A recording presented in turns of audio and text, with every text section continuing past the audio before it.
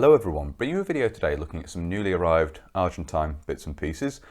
As I said in the video looking at the update on the Argentine infantry kit I've been putting together, some bits and pieces were already on order at that point and their 2 parcels have arrived, so we're going to have a look at the bits and pieces which have arrived.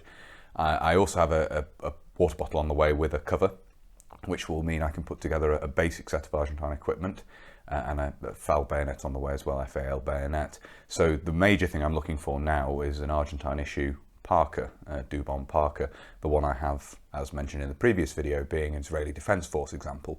So hopefully at some point I'll be able to find one of those. Whether or not it will come in time for a video uploaded around the 40th anniversary of the Falklands War, I'm not sure, but as I say, going forward anyway, I will happily use the Israeli Defence Force Parker I have, just with the caveat that it's not correct in every minor detail. So hopefully that'll be of interest going forward.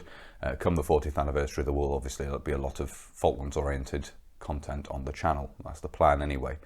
So without further ado, we'll get into the main part of the video now and have a look at what's arrived, the bits and pieces which have recently arrived. So the first items we'll have a look at here are a pair of Argentine canteens. The one on the left here is the earlier example, and these have been in service for a long time prior to the Falklands, and it's an adaptation of an older design which originally closed with a cork stopper. These were adapted to have a plastic cap fitted, which is something we'll have a look at in detail going forward, how they were modified. And the one on the right here is a Brazilian made example, which is obviously based very closely off American practice, both the carrier and the canteen itself, in that we have the carrier works in exactly the same way as US Alice equipment, but it's made of cotton and uses touch and close fastenings rather than snaps, and obviously does have the little pocket there for the sterilising outfit on the outside as well. If we look at the canteen itself, you can see we have the usual warnings on the front there, but in Spanish, and then we can see the marking on the, I got that the right way up, sorry, no, upside down, trying to look through the camera at the same time. You can see made in Brazil. So Brazilian manufactured canteen, and these were relatively newly introduced to Argentine service at the start of the Falklands War, and this further draws on US practice in actually having slide keepers or Alice clips on the back to attach to the belt. So 2 new arrivals there, 2 different patterns of Argentine canteen, Argentine issue canteen. Next thing we'll look at here is a Tempex belt. Now Tempex is nylon equipment which was being introduced into Argentine service to replace the green leather equipment which we saw on the mannequin video previously, and I've slowly been building up a bit of a collection of this. Quite a few bits have arrived with this lot. It essentially uses a Davis type quick release buckle which is a development of US kit, but this was a standard fixture on these belts, and obviously they do have eyelets to allow M1910 type hanger hooks to be used. Adjusting at the back there with a slider which locks in place with the buckle here. There's a little tab on the buckle on this side of the buckle here which locks into that belt loop, and as you can see it's just a raw edge where the belt's been doubled back on itself. You can see here the Tempex marking on the back of the buckle there. So Tempex belt. Another bit of Tempex kit is the H pattern suspenders. There were also Y suspenders which I believe were Marine issue, but these are the Army issue H pattern suspenders, and you can see the Tempex marking on the plastic section at the rear here which holds these together where they meet at the back. Obviously you've got straps coming over the shoulders there with various fittings to be able to carry a load on the back. Loops here which I believe are intended for grenades, securing grenades, and then they attach to the belt using the eyelets on the belt and these hooks. Again, very much developed from US practice, or copied from US practice. So a set of the Tempex suspenders there for the Tempex equipment as well. Next thing we'll look at is another bit of Tempex kit, which is the bayonet frog. I'll have a look at this here. It's quite a simple design. It's a strip of nylon webbing with a loop here so that the bayonet fits into this loop, and this goes over the stud on the outside of the frog, the outside of the scabbard, excuse me, to secure it in the frog. Then the handle is secured by the upper loops here. It attaches onto the belt using the standard Tempex system, which is this plastic clip system which you can sort of fold the belt into, and it does also have a point of support. Now this form of attaching onto the belt is common to the ammunition pouches for the FAL, and also pistol equipment as well, meaning you can directly support those. You can actually hook through the little plastic eyelet at the top, the plastic hole at the top here, or the hole in the plastic rather, to support the item directly. And also you do have M1910 hanger hooks on this as well, so it can be suspended from the belt lower down using those as well. That's the Tempex bayonet frog. This one has been repaired at some point, it seems. This metal riveting, these metal rivets here, one of them has been replaced in this top corner with a plastic one. And it looks like that's been a repair at some point. There we are, Tempex bayonet frog to go on the belt. So I just need a pair of FAL ammunition pouches now, really. Pretty simple little items here. For the leather equipment is a set of 4 belt loops. These were not only used to attach the suspenders to the leather equipment, they were sometimes worn the other way up on the belt to allow things to be suspended. You do see that occasionally in photographs. So a set of 4 of those there can be used in various different ways. It's just a nice addition to the green leather equipment, which I already have.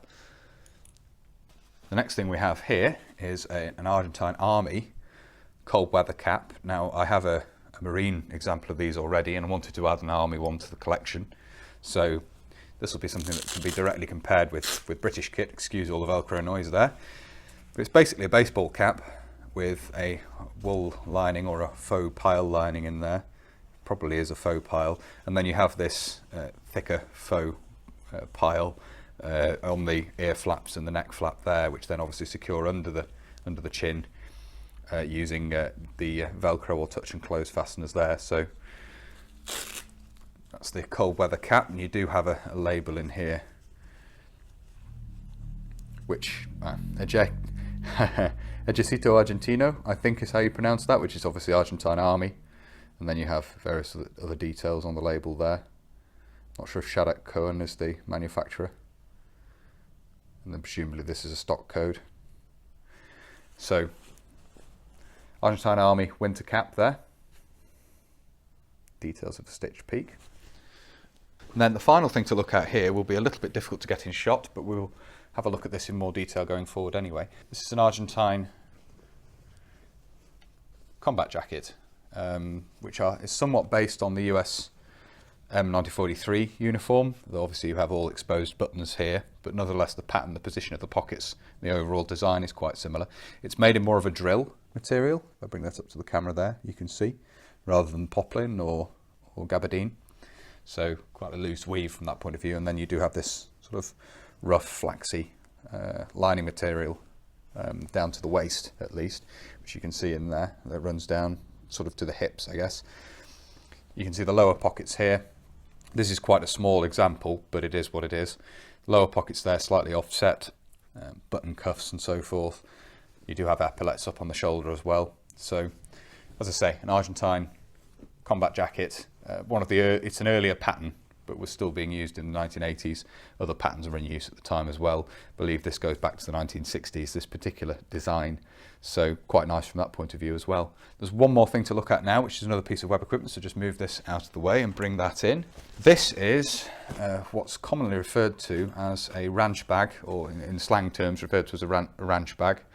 It's obviously, again, based heavily off US practice. You can see this looks rather like a US butt pack or field pack from the M1956 equipment, or the M1961 field pack specifically is what it looks a lot like. This particular example is not marked Tempex on the buckles, so it's very possibly a post-war example. It's not a Tempex made example of this, but for my purposes it fills a gap in the collection, and it wasn't particularly expensive, so nice to have one of these. They're quite commonly seen carried, or certainly the earlier examples of them are quite commonly seen carried with Argentine troops arriving in the Falklands carrying their kit bags and one of these over the shoulder. It does have its own separate shoulder strap, but it can also be attached to the belt as well using the fittings at the back here. And as you see, it does have these rings at the top, which mean it could be supported. A carry handle there, and obviously straps underneath as well to carry a suspended load, a rolled poncho or something underneath there, for example. And then obviously the flap closes with these buckles and straps here. Little window there to attach a name tag. So again, very closely copied off US practice. So there we are. Hopefully you found it interesting looking at these. As usual, many of these bits and pieces will be looked at in more detail going forward. If you'd like to see that, please do consider subscribing to the channel if you haven't already. And whether you're newly subscribing or you've previously subscribed, please do make sure you hit the little bell little notification button down below. That will of course alert you when I upload future videos. If you really like my uploads and you would like to support the channel, you can. Both Patreon and PayPal are linked down below. And as ever, a huge thank you to everybody who supports the channel using those two methods. It's greatly appreciated, as I always say. If you'd like to follow the channel on social media, you can. Facebook, Instagram and Twitter are all linked down below. And if you'd like to get in touch but you don't really use social media, there is of course an email address down below as well. That's everything for this video, so until next time, bye for now.